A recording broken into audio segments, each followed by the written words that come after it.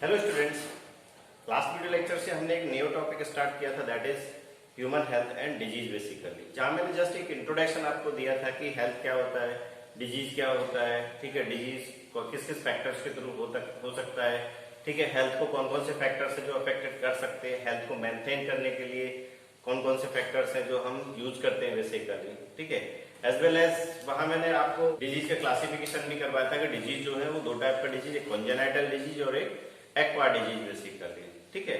आज इस video lecture के अंदर हम स्टार्ट करने जा रहे हैं बेसिकली इम्यून सिस्टम के बारे में। तो इम्यून सिस्टम का जनरल जो इंट्रोडक्शन था वो भी मैंने लास्ट क्लास के अंदर दिया था कि इम्यून सिस्टम होता क्या है, ठीक है, उसका फंक्शनिंग क्या है और उसको कितने ऑर्गन्स के अंदर डिवाइड किया गया बेसिकली, ठीक है। तो आज यहाँ उस इम्यून सिस्टम को हम डिटेल से डिस्कस कर रहे हैं कि इम्यून सिस्टम जो है उसके अंदर दो टाइप के ऑर्गन्स प्रेजेंट है, एक primary lymphoid organ, secondary lymphoid organs basically. तो प्राइमरी लिम्फोइड ऑर्गन्स कौन कौन से हैं, ठीक है, और उनकी कैरेक्टरिस्टिक क्या क्या है, as well as secondary lymphoid organ कौन कौन से हैं, उनका कैरेक्टरिस्टिक्स क्या है, ठीक है, वो आज हम इसके वीडियो लेक्चर के अंदर डिस्कस कर रहे हैं बेसिकली, ठीक है। तो let's start immune system.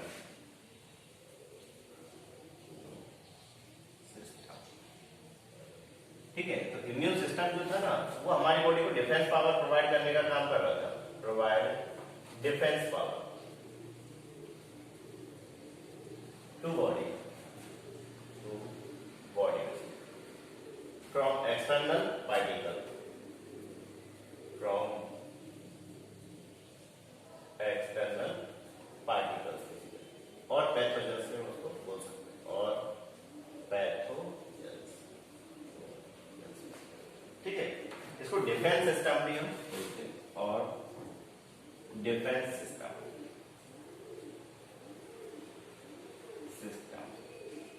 Of body,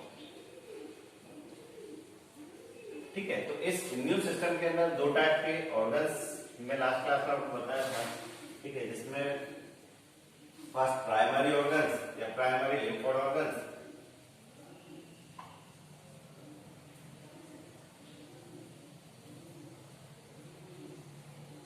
ठीक है, and secondary lymphoid organs,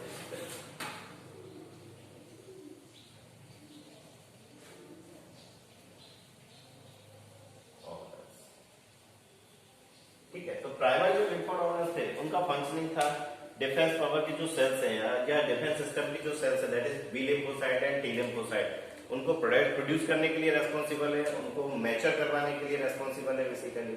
actually में ये प्राइमरी लिम्फोइड ऑर्गन जो है ना वो एक फेवरेबल और एक ऑप्टिमम कंडीशंस प्रोवाइड करते हैं उन सेल्स के लिए, ताकि वो सेल जो है वहां पे मैच्योर हो सके, वो सेल्स वहां पे फॉर्म हो सकते हैं basically. After maturation these cells move toward the secondary lymphoid organ. तो सेकेंडरी लिम्फोइड ऑर्गन का जो फंक्शन था, ठीक है, they provide the site for the interaction between antigen and B and T lymphocyte cells basically, ठीक है। तो effector cells जो होंगी वो फर्दर बॉडी के डिफरेंट पार्ट में मूव कर जाती है ऐसे बेसिकली, ठीक है। प्राइमरी लिम्फोइड ऑर्गन जो थे they provide environment for formation of and maturation of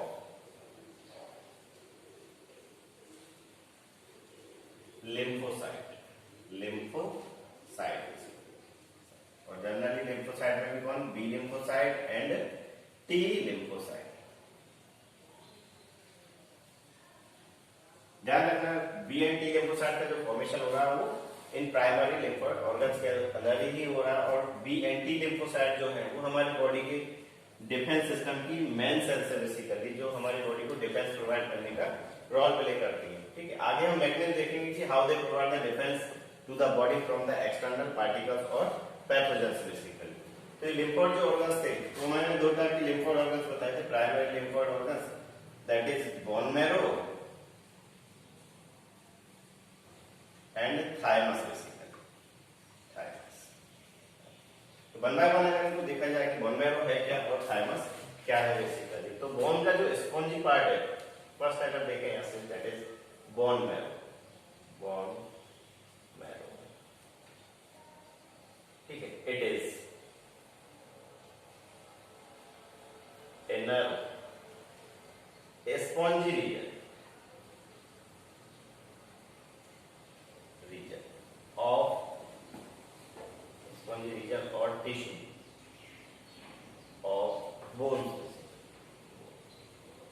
ठीक है, जो बोन है इस बोन के इनर साइड में एक स्पॉन्जी टिश्यू प्रेजेंट होगा जिसके अंदर हेमेटोपोइटिक सेल्स प्रेजेंट होती हैं जो ब्लड की डिफरेंट टाइप की सेल्स का फॉर्मेशन परफॉर्म करने का काम करती है। तो इस पार्ट को हम बोलते हैं यहाँ पे कौन, बोन मैरो। तो बोन मैरो है क्या, it is the inner spongy region और spongy tissues of bone basically. It has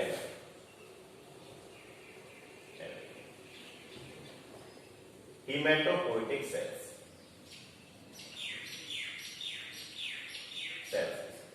अब हेमेटोपोइटिक सेल्स का मीनिंग क्या है, ये वो मदर सेल्स हैं जो कि ब्लड की डिफरेंट टाइप के सेल्स का फॉर्मेशन करने का काम करती है basically. They are cells which produces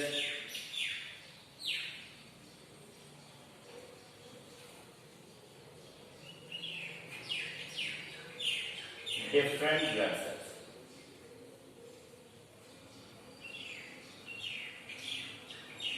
Blood cells including lymphocyte,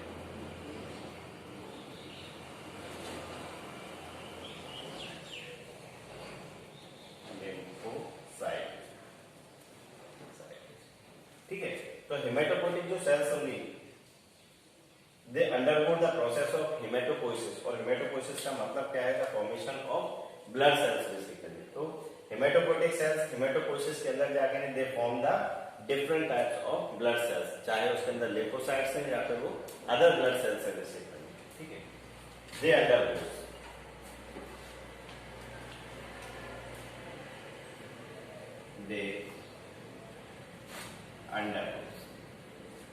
haematopoietic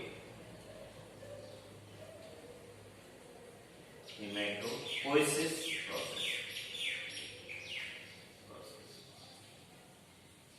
और हेमेटोपोइसिस प्रोसेस का मीनिंग क्या है, process of formation of blood sales,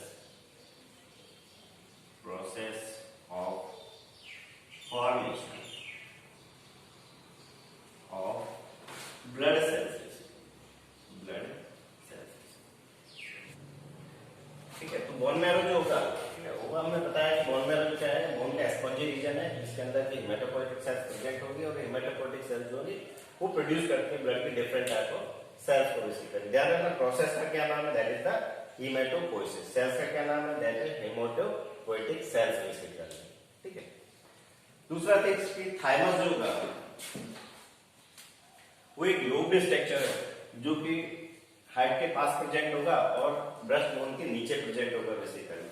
thymus जो होगा जनरली प्रोड्यूस करने का काम करता है टी लिम्फोसाइट्स को, ठीक है, एज वेल एज उनको मैच्योर करवाने का भी रोल प्ले करता है बेसिकली, ठीक है। तो बर्थ के टाइम जो थाइमस है उसका साइज जो होता है वो लार्ज साइज होगा, लेकिन after birth its size gets reduces basically, और प्यूबर्टी को टाइम जो होगा इसका साइज जो होगा वो सबसे छोटा होगा बेसिकली, ठीक है।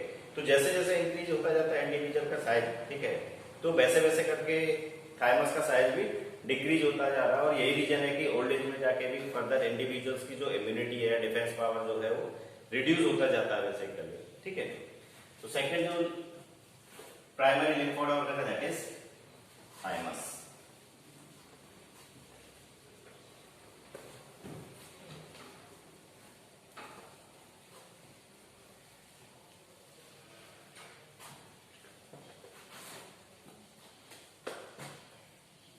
थाइमस है क्या, it is lobed structure, lobed structure, ठीक है। और organ basically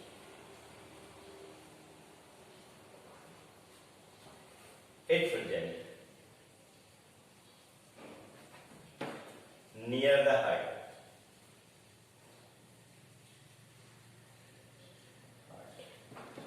and beneath the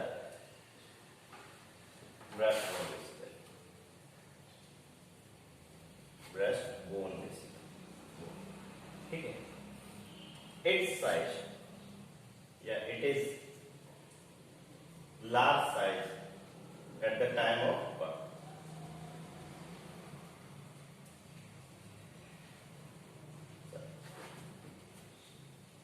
At the time of birth basically, but its size reduces after birth, but its size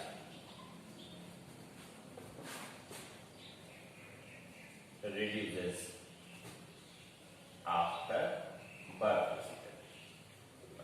birth के बाद जो होगा ना, जैसे जैसे इंडिविजुअल ग्रो करते जाएगा इसका साइज जो होगा, ठीक है, वो रिड्यूस होता जाएगा और प्यूबर्टी के टाइम जो ना it is small in size and at the time of puberty,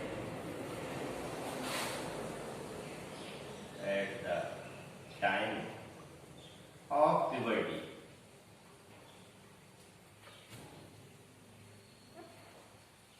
its size is smaller. Is small. ठीक है, थाइमस जो है it plays the role in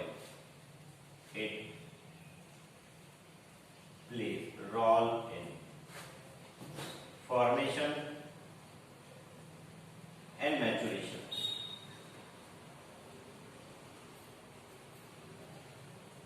of T lymphocyte. T lymphocyte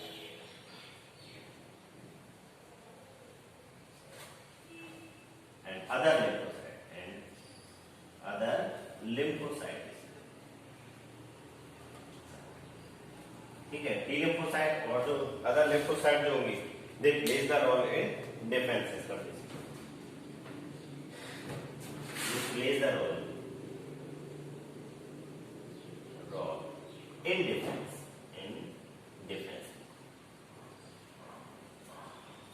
ठीक है। तो this is about the thymus. तो ध्यान रखना थाइमस जो है वो है क्या है, कहाँ प्रेजेंट होगा, ठीक है, और उसका फंक्शन क्या है, ठीक है। तो एक लोब स्ट्रक्चर है जो कि हार्ट के पास प्रेजेंट होगा और beneath the breast bone present होगा, ठीक है। तो इसका साइज जो होगा वो बर्थ के टाइम तो सबसे ज्यादा होता है, लेकिन आफ्टर बर्थ इसका साइज जो होगा धीरे धीरे करके रिड्यूस होता जाएगा, ठीक है, and puberty it become smaller size basically. तो they are the primary lymphoid organ. तो प्राइमरी लिम्फोड ऑर्गन का मेन फंक्शन जो होता है वो एनवायरनमेंट प्रोवाइड करता है ताकि फॉर्मेशन हो सके और मैच्योरेशन हो सके इन लिम्फोसाइट्स का। और हम ऐसा ही बोल सकते हैं कि प्राइमरी ऑर्गन जो होंगे वो मेन ऑर्गन है जो कि लिम्फोसाइट्स को प्रोड्यूस करते हैं बेसिकली, अब चाहे बी लिम्फोसाइट है या फिर वो टी लिम्फोसाइट सेल्स है। इनके फॉर्मेशन का और मैच्योरेशन के बाद these lymphocyte are moved toward the secondary lymphoid organ.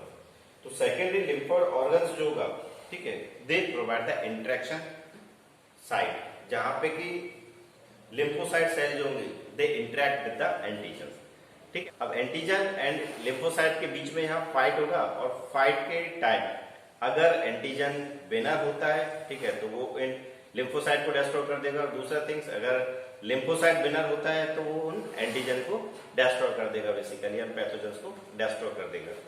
During this lymphocyte जो होंगी दे बिकम इफेक्टर सेल्स, ठीक है, वो कंप्लीटली एक्सपर्ट सेल्स के अंदर कन्वर्ट हो जाएंगी अगर वो विनर होती है तो बेसिकली, ठीक है। और यहां से जब कभी विनर होंगी या इफेक्टर सेल में कन्वर्ट होंगी तो they move to the different part of the body to provide the defence power basically. तो इफेक्टर सेल बनने के बाद हमारी बॉडी के डिफरेंट पार्ट्स के पास मूव कर जाएगा और वहां जाके नहीं फिर वो डिफेंस वाला फंक्शनिंग देने का काम करेंगे वो लिम्फोसाइट जो होंगे, ठीक है। प्राइमरी लिम्फोड ऑर्गन का फंक्शन आपको समझ में आ गया होगा शायद। प्राइमरी लिम्फोड ऑर्गन का रोल क्या होता है इम्यून सिस्टम के अंदर, क्योंकि सेकेंडरी जो लिम्फोड ऑर्गन्स हैं उनका फंक्शन है साइट प्रोवाइड करने का for the interaction. Secondary lymphoid organs, these organs provide the site for interaction of lymphocyte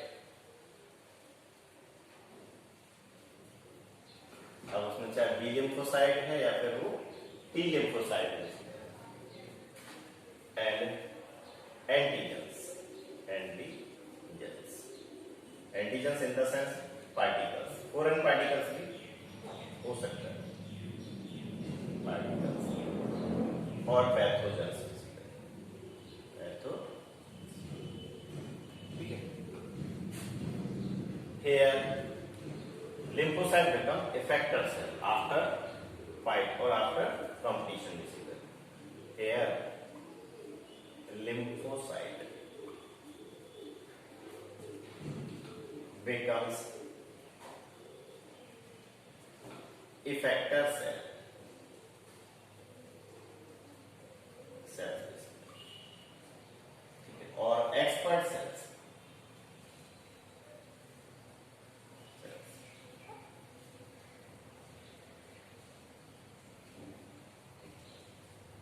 After expertise, these cells migrate to the different part of the body basically.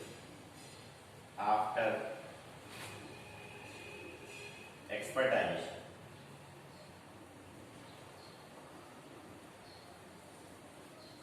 lymphocyte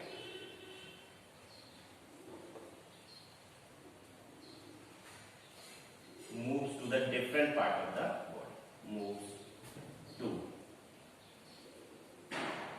different part of the body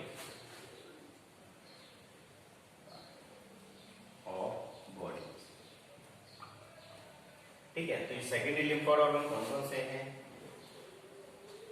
इस शायद आपने लिख दिया होगा, primary lymphoid organs,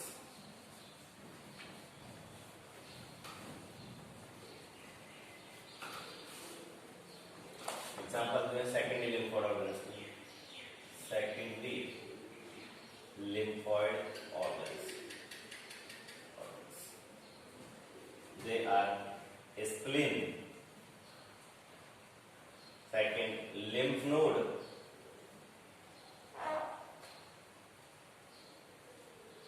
third mark in the sense mucosal associated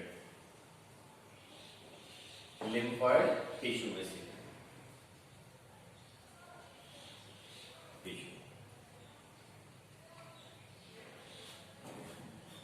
इसके अलावा pair patches of small intestine, pairs patches of small intestine,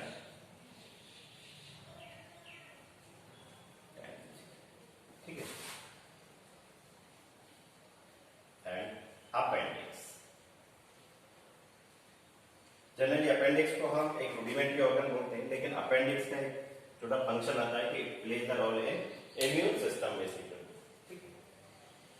तो one by one in secondary lymphoid organs को हमें देखना है। तो first is spleen.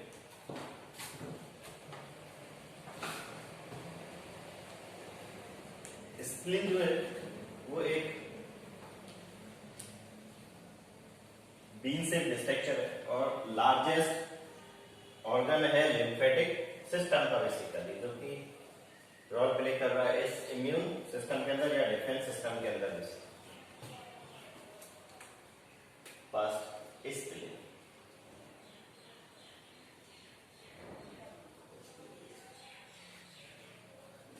It is large bean shaped structure, bean shaped structure,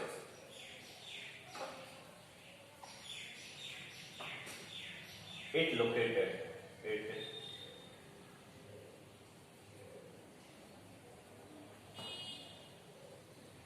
at the rib cage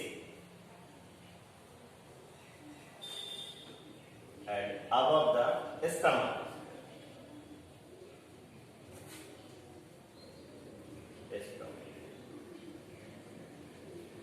ठीक है। इस spleen को हम लार्जेस्ट ऑर्गन भी बोलते हैं लिम्फेटिक सिस्टम का। It is largest organ of lymphatic system. They lymphatic system का लार्जेस्ट ऑर्गन है, ना कि हमारे बॉडी का लार्जेस्ट ऑर्गन है। हमारे बॉडी का लार्जेस्ट ऑर्गन तो स्किन है, लेकिन लिम्फेटिक सिस्टम का अगर लार्जेस्ट ऑर्गन पूछा जाए तो answer will be the spleen basically. ठीक है, it balances the body fluids. इसका एक और काम क्या है, बॉडी फ्लूइड को बैलेंस करना। It balances the body fluid.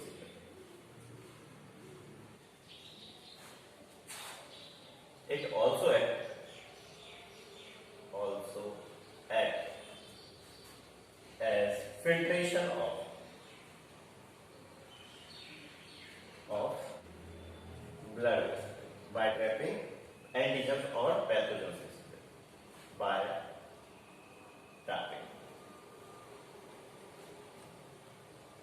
antigens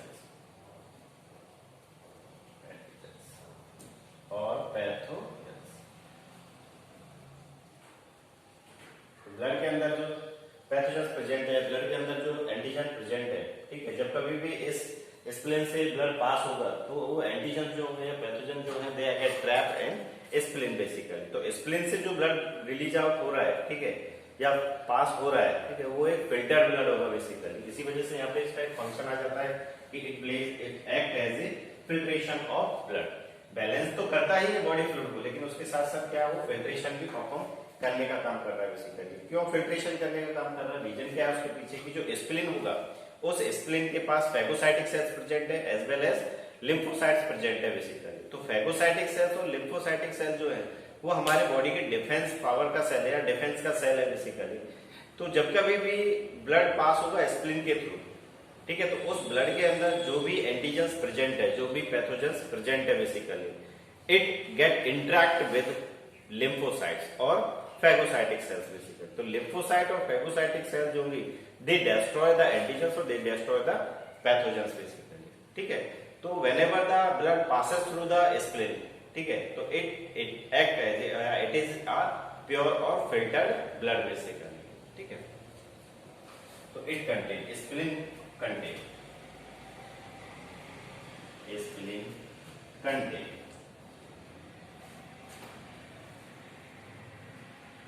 phagocytes,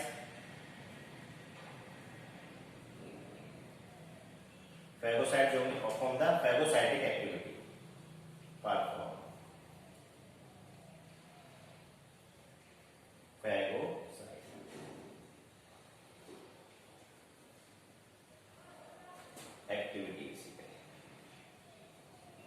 जिसमें वो पैथोजेंस को एंटीजेंस को एंगल करके भी डिस्ट्रॉय करने का काम करेंगे बेसिकली फैगोसाइटिक एक्टिविटी के अंदर। उस प्रोसेस को हम फैगोसाइटोसिस बोलते हैं बेसिकली। ठीक है, तो spleen contain phagocytes and lymphocytes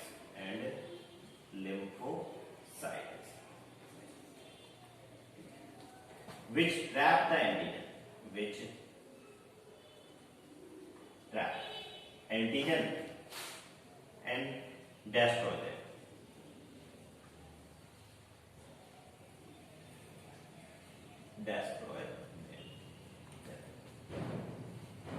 Thus, spleen performs the filtration of blood. Thus, spleen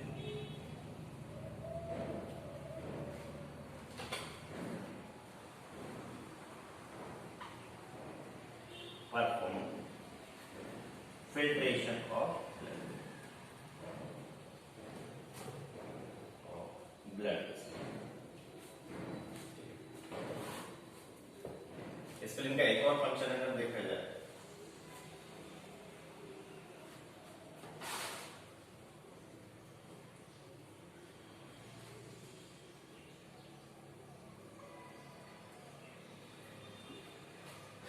spleen जो है it is the reservoir of RBC. It is of RBC. Here destruction of RBC also will occur or catalysis of RBC also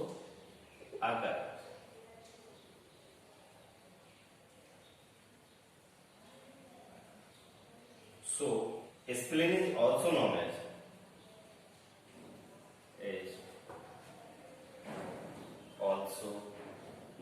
as graveyard of RBC.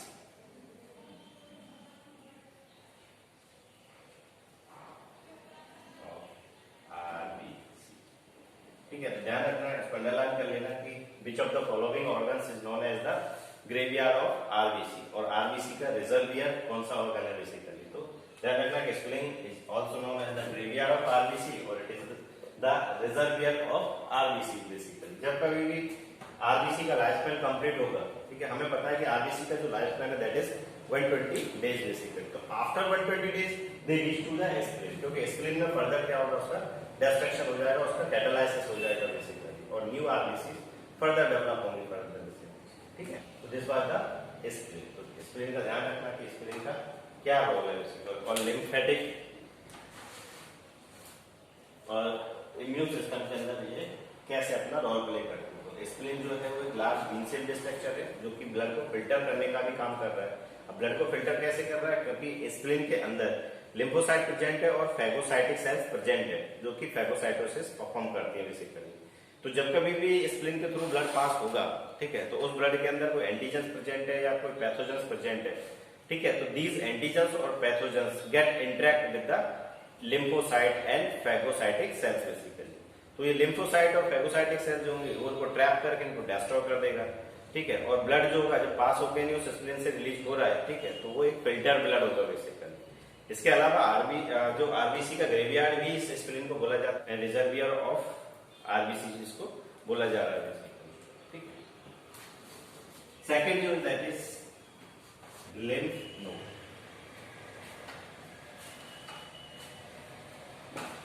अब lymph nodes क्या है, ये semi solid structures हैं जो हमारे body के different points पे present है,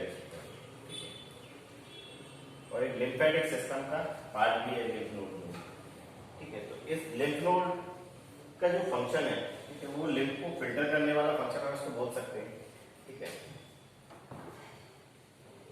क्योंकि लिम्फ के अंदर बाई चांस कोई पैथोजेंस प्रेजेंट है, बाई चांस कोई एंटीजेंस प्रेजेंट है, तो इन लिम्फ नोड के पास फिर से वही लिम्फोसाइट प्रेजेंट है और फैगोसाइटिक सेल्स प्रेजेंट है। ठीक है, तो ये इंटरेक्ट करेंगे उस एंटीजन के साथ और उस लिम्फ को फर्दर फिल्ट्रेशन करने का भी काम करेगा बेसिकली।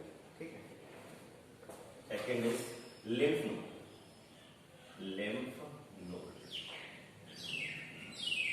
लिम्फ नोड है कि they are the semi solid structure, semi solid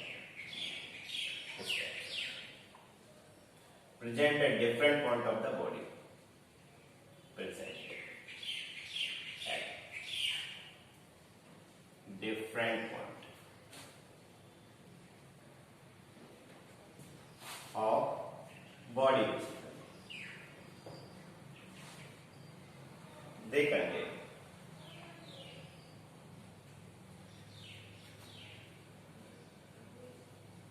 lymphocytes,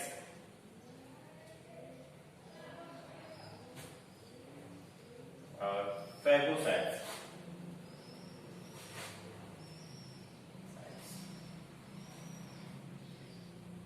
which trap the antigen, which trap and destroy the antigen,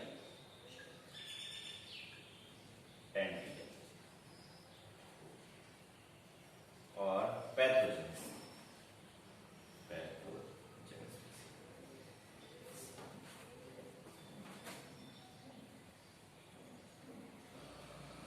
They also serve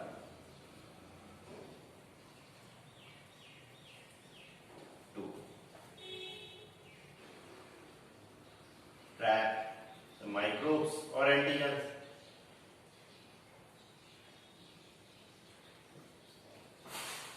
or antigen, and get back them.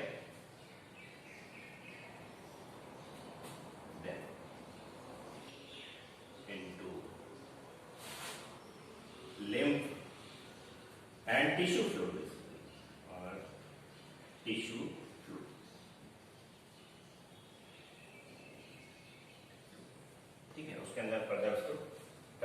करने का भी काम करता है। दूसरा things, the antigen trapped in lymph node, antigen trapped in lymph node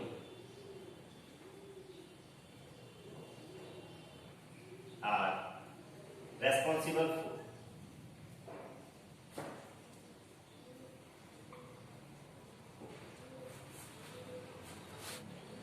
application of lymphocyte,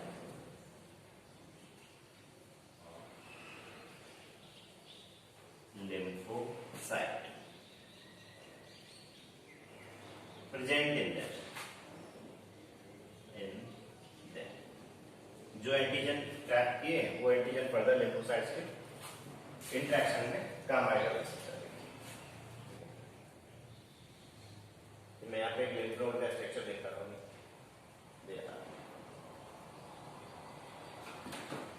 this is lymph node.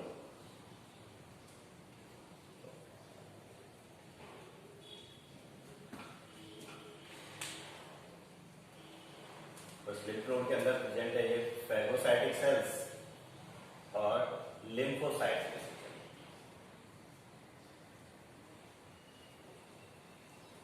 Phagocyte और is lymphocyte.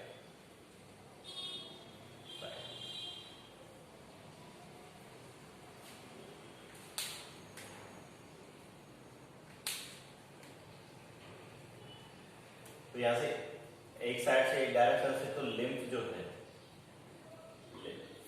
वो enter कर रहा है लिम्फ नोड के अंदर, ठीक है, और उस लिम्फ के अंदर प्रेजेंट है एंटीजन जो उसने ट्रैप किया है।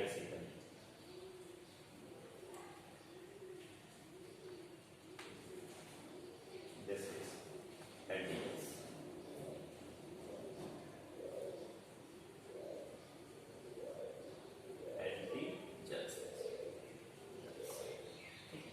तो ये एंटीजन जो होंगे they cause the interaction with phagocytes और लिम्फोसाइट्स बेसिकली।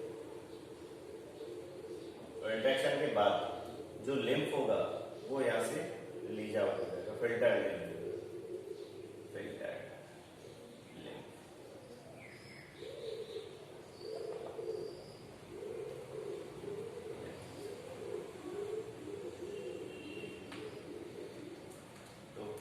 इस टाइप से लिम्फ नोड जो है ना वो प्रोवाइड कर रहे हैं site for the interaction with antigen and lymphocytes.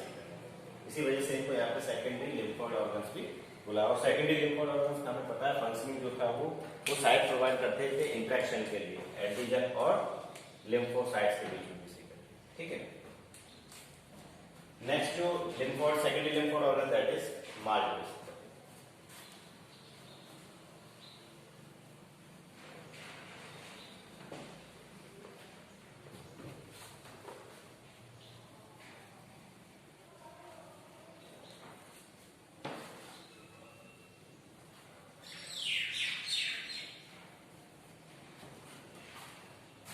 mucosal associated lymphoid tissues।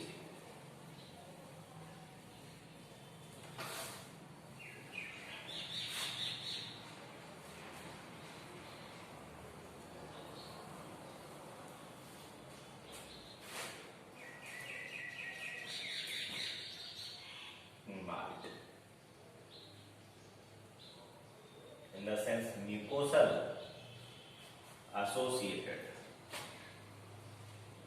lymphoid tissue।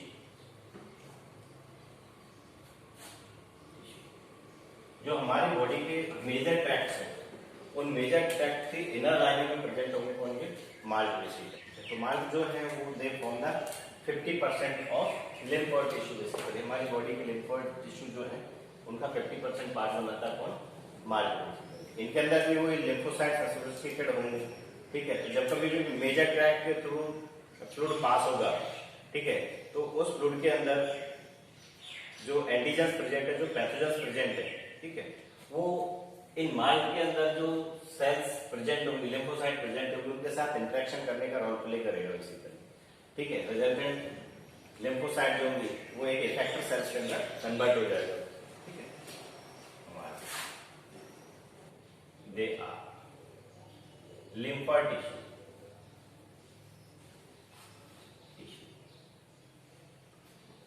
located within the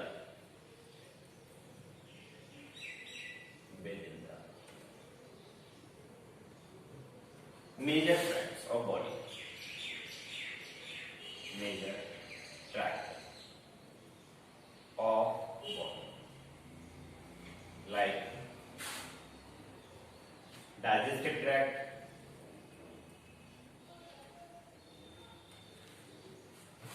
respiratory tract,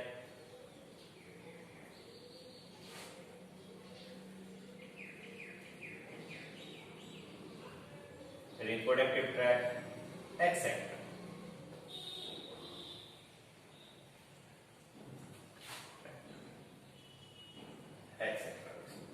ठीक है, उन मेजर ट्रैक्ट के अंदर एसोसिएटेड होगा कौन, ये माल्ट, ठीक है। जैसे मैं आपको बता रहा हूं यहाँ पे सपोज कि रेस्पिरेटरी ट्रैक्ट है, ये ट्रैकिया है,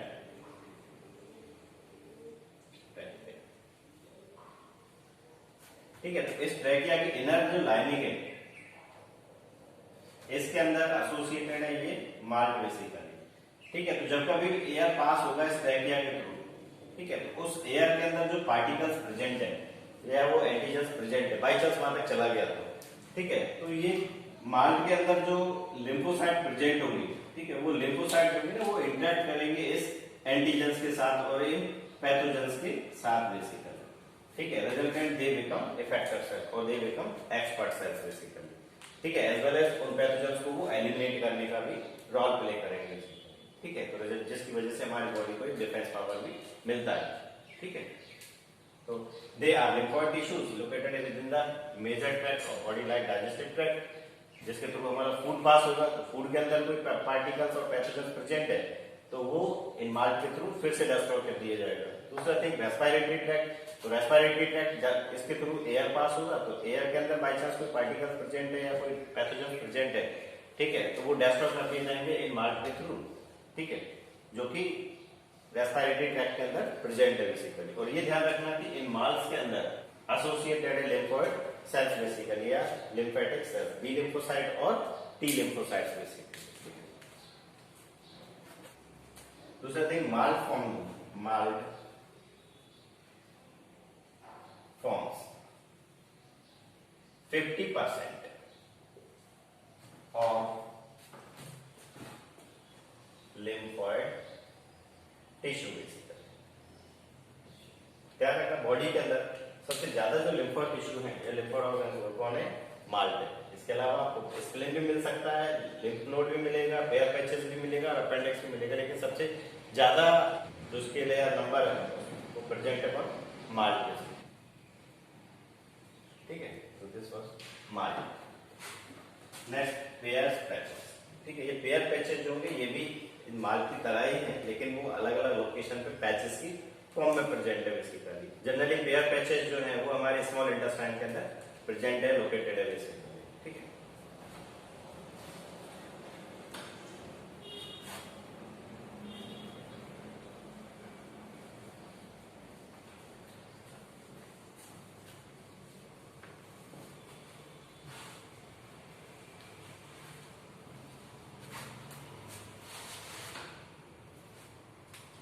pair patches,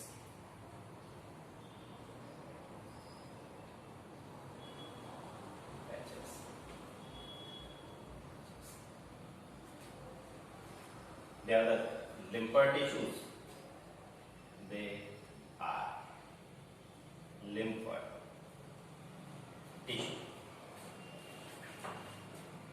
located in small intestine, they also contain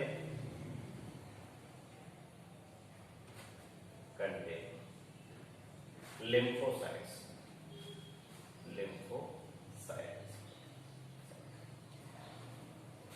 that is T lymphocyte and B lymphocyte, that is T and B lymphocyte. Pair patches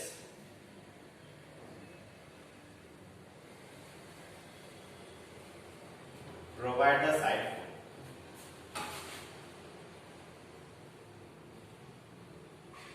for interaction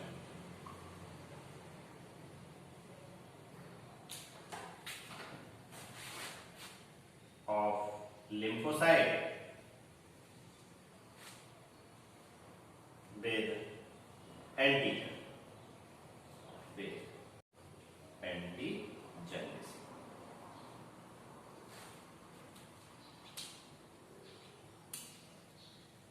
This interaction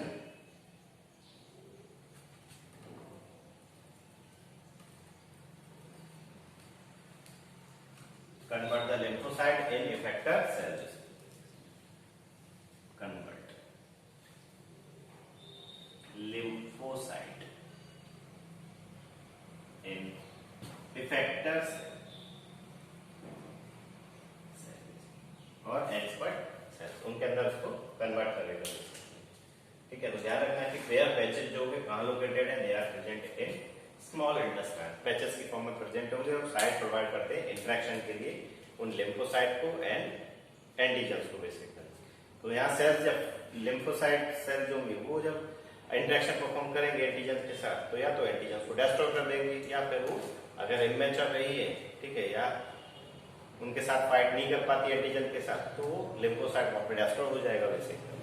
ठीक है, but ये thing जरूर है कि interaction के time अगर lymphocyte winner होता है तो इट कन्वर्टेड इनटू इट या और it become the effector cell और expert cell basically. Next lymphoid organ है दैट इज अपेंडिक्स. हमें पता है कि अपेंडिक्स जो है वो हमारे लार्ज इंटेस्टाइन का एक पार्ट है बेसिकली. ठीक है, जो कि सी कर्व की लोअर डायरेक्शन में फिंगर लाइक प्रोजेक्शन की फॉर्म में एसोसिएटेड है.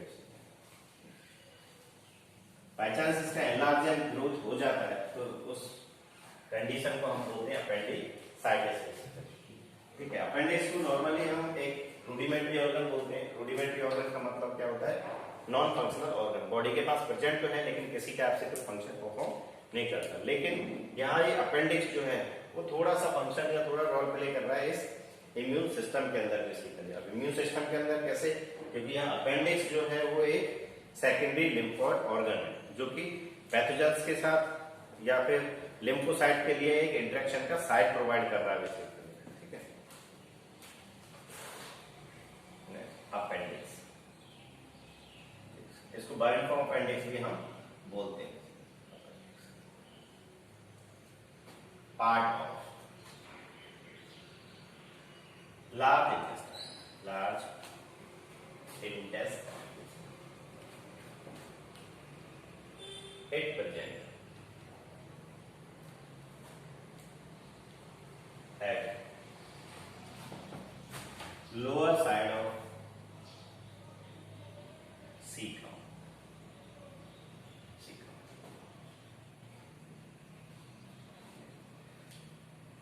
It is a vestigial organ. Vestigial or rudimentary organ.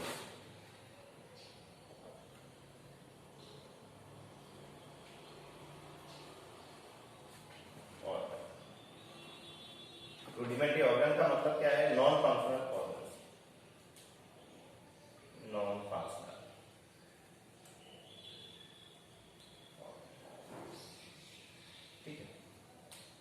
Body के पास तो प्रेजेंट है लेकिन उसका कोई फंक्शन नहीं है. तो डाइजेशन में इसका ऐसा कोई ज्यादा फंक्शन नहीं है बेसिकली. लेकिन इम्यून सिस्टम के अंदर इसका एक फंक्शन आता है कि ये एक्ट करता है सेकेंडरी लिम्फोइड टिश्यू की तरह या सेकेंडरी लिम्फोइड ऑर्गन की तरह.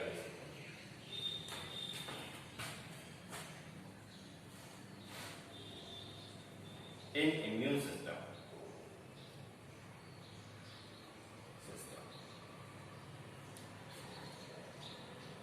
it act as secondary lymphoid organs. Secondary lymphoid which provide the side food, which provide the side food interaction